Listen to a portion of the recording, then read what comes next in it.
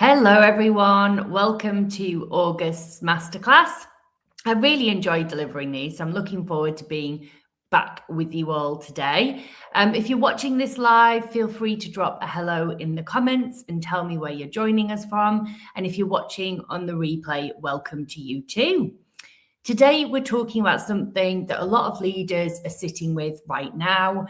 And in fact, it does keep coming up quite a lot in different situations that I'm in. So whether I'm out for a walk with a friend, chatting to family members, or meeting people at different networking events, there's a lot of conversation at the moment, and people are not always sure how to handle it in terms of how they communicate, how they keep showing up in their workplaces. So today we're going to be talking about things like redundancies, when we talk about things like restructure, how we support people through any level of uncertainty. So these are often the conversations that nobody actually trains you to do. And instead, you are kind of left to figure it out yourself, or you're given a script or the process procedure from HR, which is super valuable, but it doesn't necessarily help you keep momentum with your team when things are uncertain, or how we kind of really support and manage people through it. So it's an extension on top of the masterclass we delivered last month, which is around communication. This is much more specific about when there's restructure or there's redundancies happening. So hopefully it's going to give you some useful insights, because as I say, this is a topic that keeps coming up for a lot of people. So let's dive into what we've got planned for the day. This is the first in our Accidental Leaders mini-series. So this is a set of masterclasses that we've built directly from the questions and challenges that keep coming up in the programs that we run every single week. So the programs that me and my team are delivering, we're going to be tackling some of those questions that come up. And this one actually came straight from a workshop where I delivered that at the start of August, and it was with some managers and leaders from the engineering sector. So let's get into it. So the big question that came up in that workshop, it was almost as a bit of a side, really. For those that are new to us, I'm Michaela Rini, and I run an organisation called Opportunity Global, and we deliver these masterclasses for free every month on LinkedIn and YouTube. So please keep joining us. So the question that came up was, my organisation is announcing a restructure next week, and I don't feel ready for it. And it honestly came up as a bit of an aside. They're a really great group of people going through this program with us, and they're very open and honest about what else is going on for them. And I just simply asked towards the end of the workshop, what else do you need? What are you dealing with that we're not talking enough about on the program that would really help you? And one person put their hand up and said, we're announcing this restructure next week. I'm going to have to support my team through it, but I don't know where to start. I don't feel ready. And they were really honest and said that HR had been great, super supportive on the procedure stuff, but not the human to human bit that will make, hopefully, the situation just that little bit easier for everyone. I'm not going to pretend that this masterclass is going to make it so easy that everyone's just super comfortable with any announcements that are new, that are restructuring, that are redundancies, because that isn't great, right? It's going to cause a lot of uncertainty, both for those people that are directly affected and the people around them. However, what we can do is best prepare for these situations, and when they arise, handle them in the best way possible, right? Especially when we don't have all the answers. So let's have a think about how we do that. Half of the rest of the room, when that person was brave enough to ask this question, agreed and said, yeah, this is something we need, which is where we came to this idea of creating the mini-series. So hopefully you too will get some good benefit from it today. Here's just a snapshot of what we'll be covering. We've got about 30 minutes together. We're going to be looking at how we actually manage our own feelings first, because when this stuff does affect us, you'll be bringing a lot of your own emotions into those conversations too. Perhaps you're affected as well. How to prepare for the conversation, how to communicate this sort of news, and how to best support your team through those levels of uncertainty. And I want to flag that we are intentionally starting with you, not your team, because if you haven't dealt with what might be going on first for you, everything else is so much harder. So that's where we're going to begin. So let's get into it.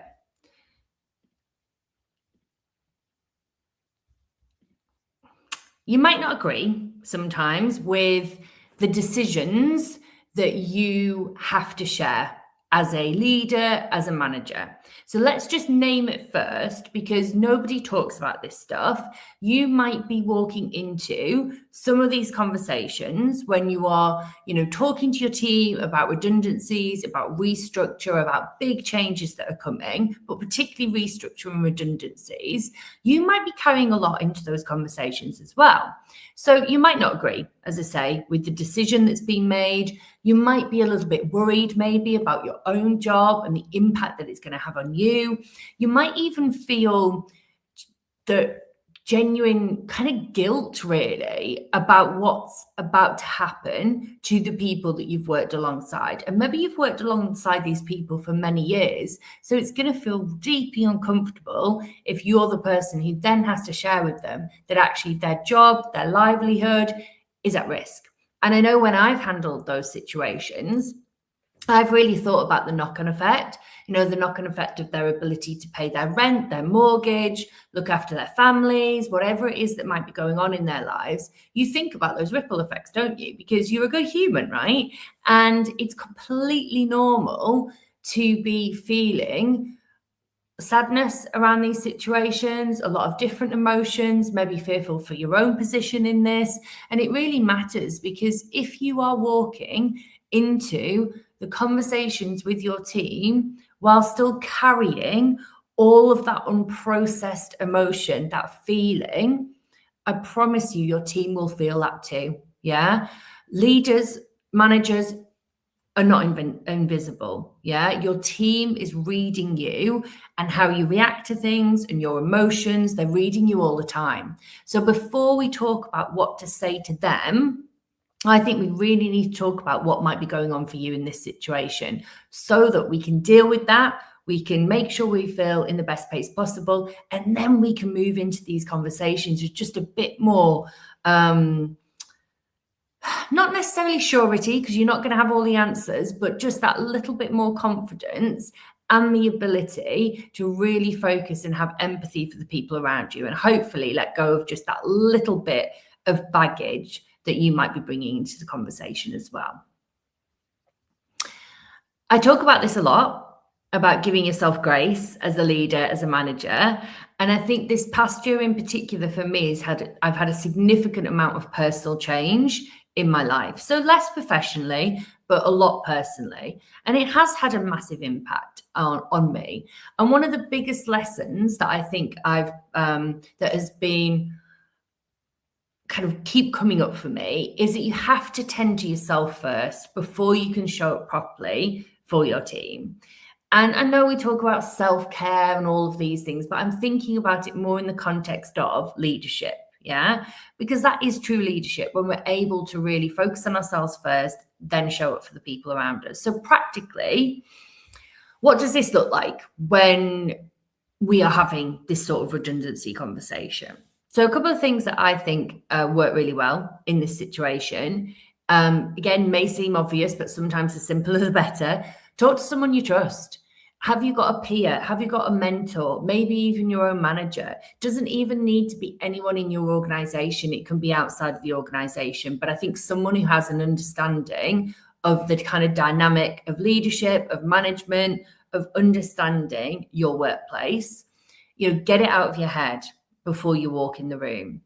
If you haven't got anyone around you to share this kind of thing, reach out to me. I'm happy for you to connect with me on LinkedIn, drop me an email. I'm really, really happy to talk through this stuff with people, because I think it makes such a difference to what happens in that room when you have the conversation. And it has a big impact on how your team take the information in. So get it out of your head.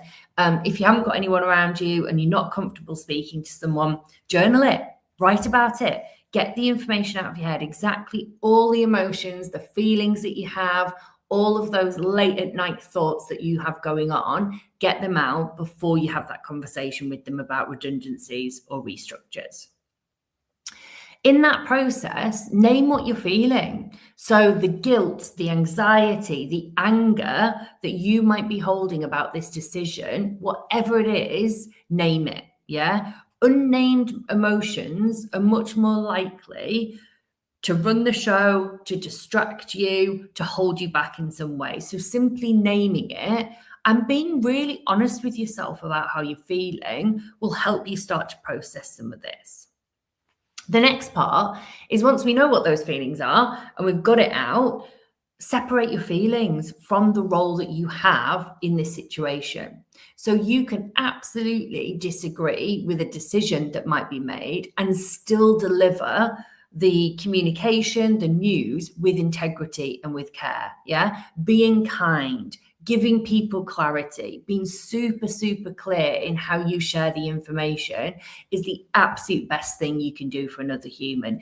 Even if you don't agree with the decision, you've got to run it with that level of care and that clarity for people.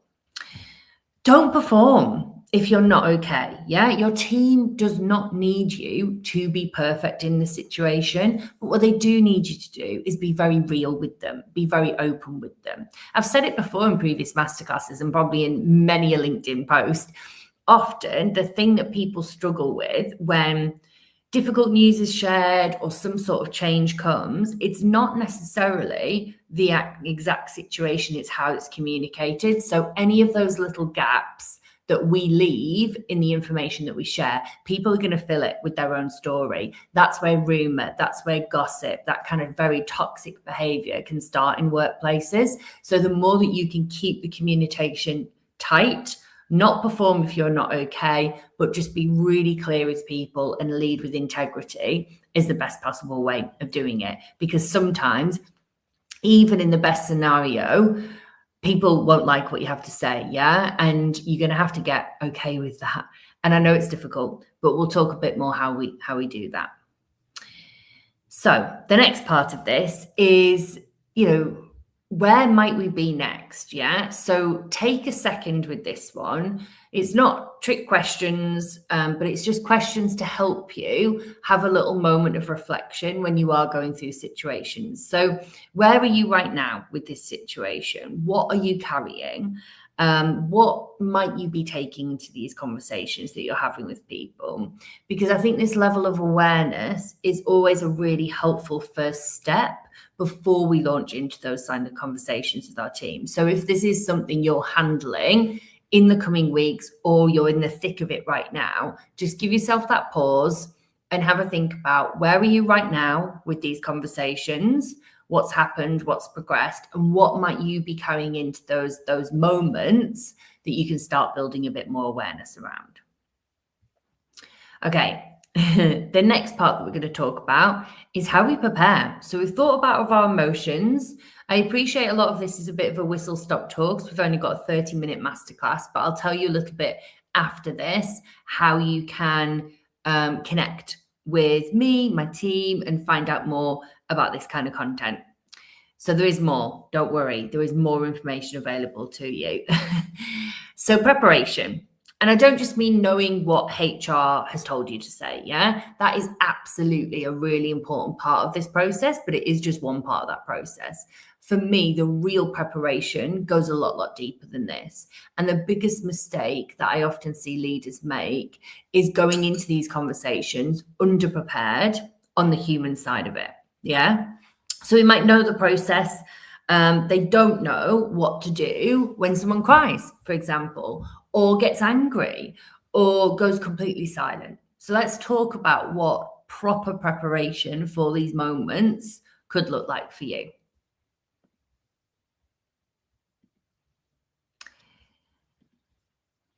Know the facts, yeah? So be really clear on what you can say, yeah? What might be confidential, what's coming next in the process. Any ambiguity from you will feel difficult for the person to hear, yeah? It will actually create more anxiety. So know the facts about the situation. If you don't know something, say it. Yeah. One of the biggest challenges I see is that people try to fudge this stuff. Yeah. Don't be vague. Absolutely be clear with people. If you don't know something, simply say, I don't know that answer. I'm going to come back to you. I'll find it out and I'll come back to you. If you can't get that answer, still remember to loop back to people, because I think that's where sometimes people get frustrated when they ask for information, they ask questions and they never hear back. Because actually, sometimes you think, well, I haven't got the answer, so I'll just wait. We don't want to be doing that. Need to give people a bit more clarity than that. Prepare some of the anticipated questions that you might have. Yeah. So have a think about what might come up for people. Write them down. What would you want to know if you were sitting on the other side of this conversation? So trying the best you can to put yourself in another person's shoes. Yes. Step into their map of the world, because it's going to be different to yours. Build that empathy. Think about what would you want to know if you're in their situation, and then prepare some really straightforward, honest answers. Not the corporate stuff, not the nice, glossy stuff, just really straightforward, simple, honest answers. And that will help you feel a bit more comfortable going into this situation. The next step of preparation, plan for the emotion. It might sound obvious to you, but actually, the more you can mentally prepare yourself and visualize what could happen, your body, your nervous system will get more comfortable, more prepared, and more able to handle that conversation. So someone might cry, someone might get angry, someone might go completely quiet on you. None of those responses are wrong. Yeah. Obviously, if anyone gets too aggressive, that's a different conversation, and get yourself out of that situation. But generally speaking, it is not your job to fix the emotion. Yeah. But what you can do is hold space for it. Yeah. Allow that person to process the information. So don't rush through the conversation. Make sure you've got the time to give it the dedicated energy that it needs, and then allow that space for those emotions. Don't try and fix it. You can absolutely empathize with people and carry that empathy, but you don't need to take on board their emotions or try and fix it for them. That's not your job. Really importantly, because again, it could be a question that comes up, know the support resources that are available to your colleagues and team members in your organization. Yeah, because they might be different. They might have changed. Some things might need rescoping that you're just not aware of. Make sure you've got that signposting available. So what's available to your team? Do you have an employee assistance program? Do you have HR support? Do you have dedicated redundancy support? What are the next steps in that process? And have that information ready for people. It will make it much, much smoother, both for you and them. And please, please, as I say, give the conversation the time and space it deserves. Not a quick 15-minute slot between two other meetings.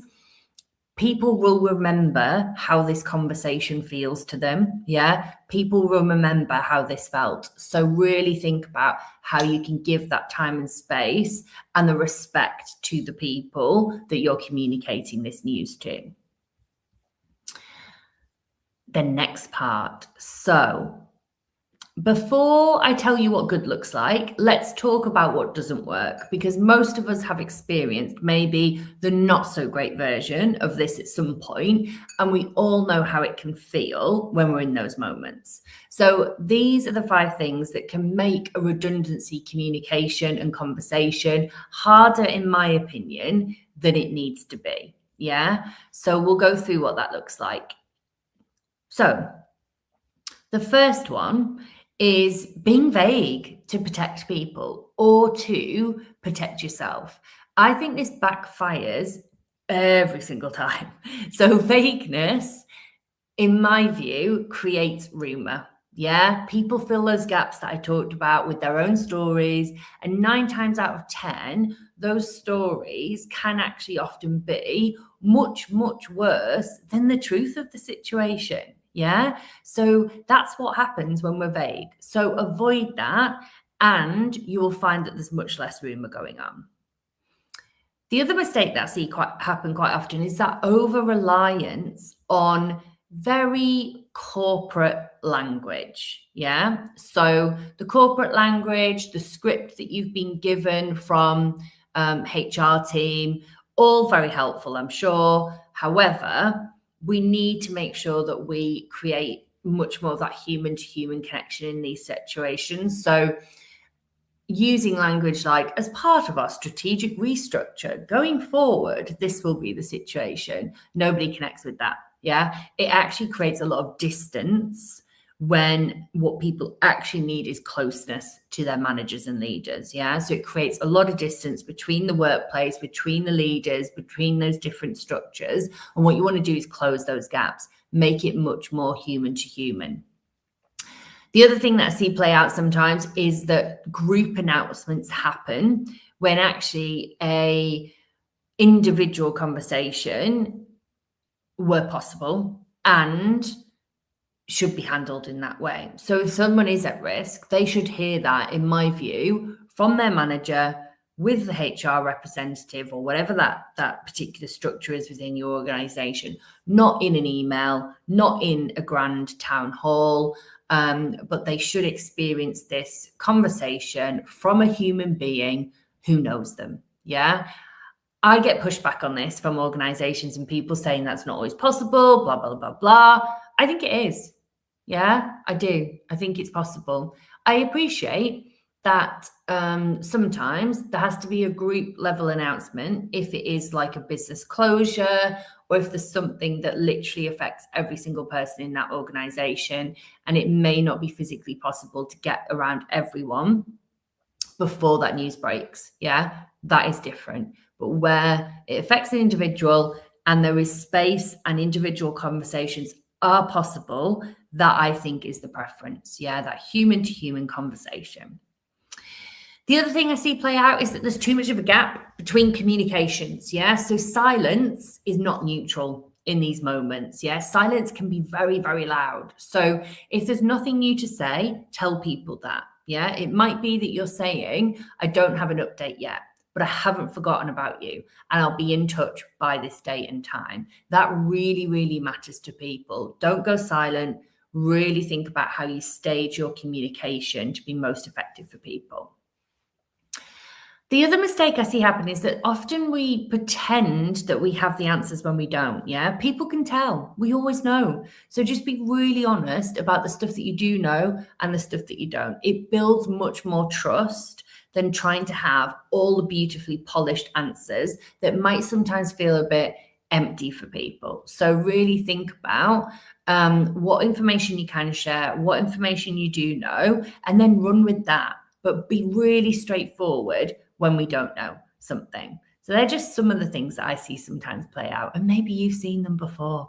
A mantra that I've talked a lot about is clear is kind. Yeah, be honest about what you don't know. So that good communication in these more challenging moments, it isn't actually complicated. It's just hard to do when you're uncomfortable or anxious or worried about it. So the clarity bit, the clear bit is say what you need to say directly. Don't bury the news in so much context that actually the news is lost. People need to understand exactly what is happening. And as much as you can share, because you might not have all the answers, is why it is happening and what is happening exactly to them and what that process looks like. The kind bit, super obvious, I think, but it's the way that you deliver this information. It actually matters just as much as what you might be saying. So sit down, take the space, take the time to do it. Give them time to process it. Don't rush to fill the silence. Allow space for the person's emotion, support them, demonstrate empathy. The honesty is about what, do share what we do know. Yeah, we feel like we should know the answers often in these situations. We feel like the uncertainty maybe makes us look weak as a leader and manager. It doesn't. Yeah, saying I don't know yet, but here's what I do know, and here's when I'll update you next is one of the most trustworthy, simple things a leader can do in these more difficult moments. And then the most important thing, which I think is probably the most underrated leadership skill, is listen. Yeah, not to respond, but just to hear them, to allow space for them to really work through exactly how they're feeling.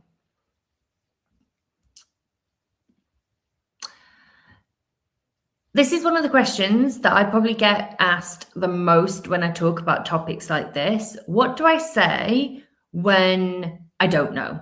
Yeah. What do I say when I don't have all the answers? So you say that. Yeah. Again, sounds really obvious, but you say, I don't have all the answers right now. And then you say what you do know. Yeah. Give them as much of the timeline that you're aware of.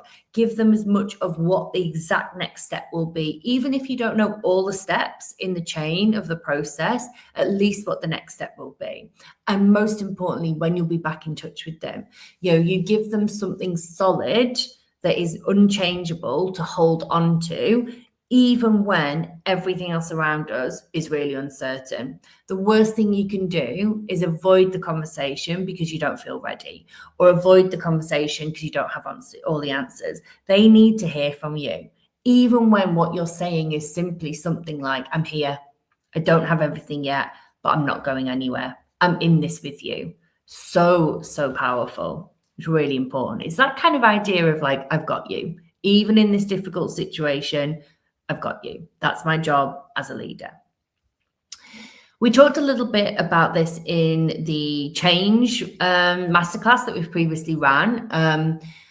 But I think it's even more true here. Yeah, these are lots of announcements, these restructures, uncertainties, redundancies, they are hard.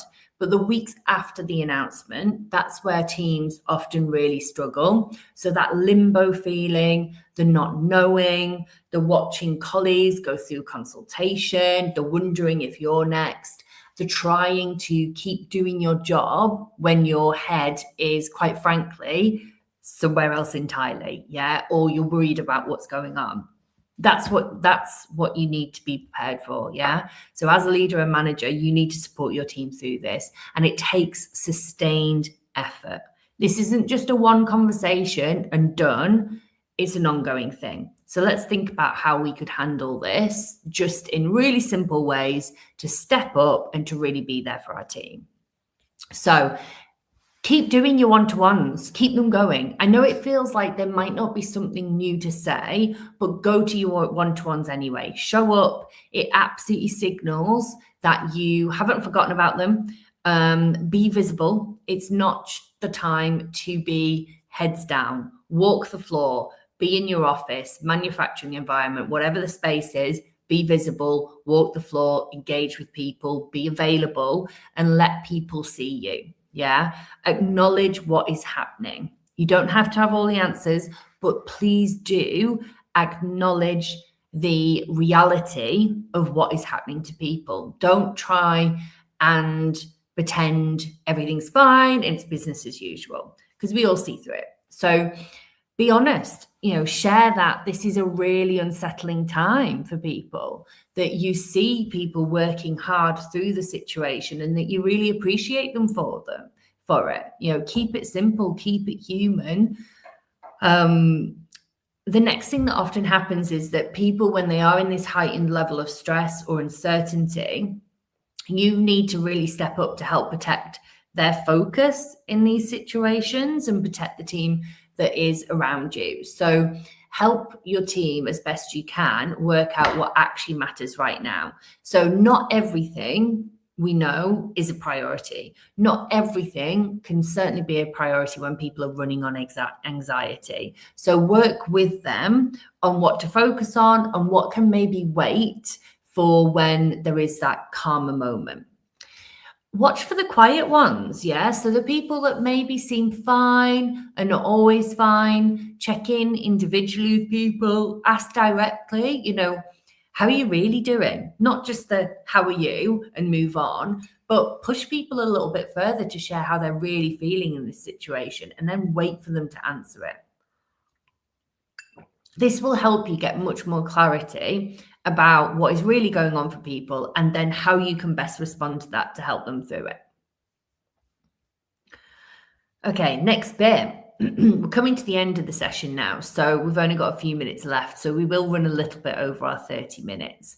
But one of the questions that I do get asked a lot is, how do I keep the work moving when everyone's a bit distracted? And the answer is, you can't force it. Yeah, you've got to create clarity for people. So when people are anxious, they need to know from you what they're supposed to be doing. Yeah. They need clear priorities, clear expectations, and regular check-ins. This is not micromanagement. Yeah, this is clarity. And I think there's a real distinct difference. So short weekly team check-ins work really well in this situation, in these kind of periods of change. Not necessarily full meetings needed, but those quick kind of, here's what we're focused on this week. Here's what I need from you. Here's where I am with my stuff. Kind of 15 minutes, but it creates a nice rhythm and a cadence for people when everything else might feel quite chaotic. But so putting in that kind of simple check-in can be a really nice way of keeping that momentum on the core work that needs to get done. So have a think about how you could bring that in. I've added in here just a couple of little reflection questions. So these are takeaway questions. I'd love you to write them down and just sit with them, because I do think the answers that you will come to on this will tell you exactly where to focus your energy in this coming week. So the first question is, what does your team need most from you right now? Who are you most worried about? And have you actually checked in with that person? And have you got regular check-ins planned? Where have you gone quiet, maybe, in your communication when you should have been actually over communicating? So think about where that might sit. What do you need to do for you? So for you as an individual, before you're able to better show up for your team, have a think about how that might look for you. What emotions do you need to process? What space do you need to be able to work through this? I've got a couple of takeaways here, just in terms of some kind of simple top tips. They work. We've seen them be used many a time in different situations with different leaders, different workplaces, different organizations. So I just have done a summary of these here for you. The things that we've talked about through the whole masterclass, but just to recap, deal with your own feelings before you work into the room. Say what you know, be honest about what you don't. Keep showing up. That visibility is so important. It's critical. It matters more than having the perfect answer. Giving people that space, so not rushing our conversations, is really important. Checking regularly with people, especially those that little bit quieter, and really try and separate the process from the person. So be human first, and they're simple, but they hopefully will be quite effective to help you work through this. I've also just summarized the what not to do as well. So going quiet, the things to avoid, maybe print this list out if you need to, just so that you've got it available to yourself. And it will be that little reminder to you when you are going through these more challenging moments, because it's quite easy, isn't it, being a leader and manager in the gorgeous moments when the sector's working well, the industry's booming, money's flowing, the team are happy, everything's all going really well. Bit of a breeze. Much, much more challenging in these difficult moments and conversations. So these are just some things to recap on in terms of what we should be avoiding. And everything we've talked about today, this is exactly what we work through inside the programs that we deliver and inside our community, which starts with us. So this is our online leadership community, and it's been built for leaders who are dealing with this very real stuff every single day. The difficult conversations, the team dynamics, the moments that people have not been trained for. And within this space, we've got everything from live workshops, we've got masterclasses, which tend to be shorter, sharper stuff like this. We've got monthly group coaching sessions, expert guests, resources, and a whole community of leaders who really get this stuff and are in it with you every single day. So if today has resonated with you and you want ongoing support, come and join us. The link will be in the comments and in the description of this masterclass, and I'll also post about it again. So, and if your organization, if you're in one of those organizations that needs this kind of support scale, do reach out, because we do this stuff day in, day out with thousands of leaders and managers across multiple sectors, but our area of real focus is engineering, tech, and manufacturing. So where there's the very technical leaders who need that extra support on the people stuff. So thank you so much for spending the last 35 minutes with me. I really appreciate you. We will be back next month, and hopefully this is giving you something really practical to work on back in your role. If you have got a takeaway, please do add it, drop it into the comment section. And if you do know a leader who needs to hear some of this stuff right now, then share this masterclass with them. It's free, and it could be exactly what they need to just keep those conversations going in their organization. So I will see you at the next one, and have a great rest of your day.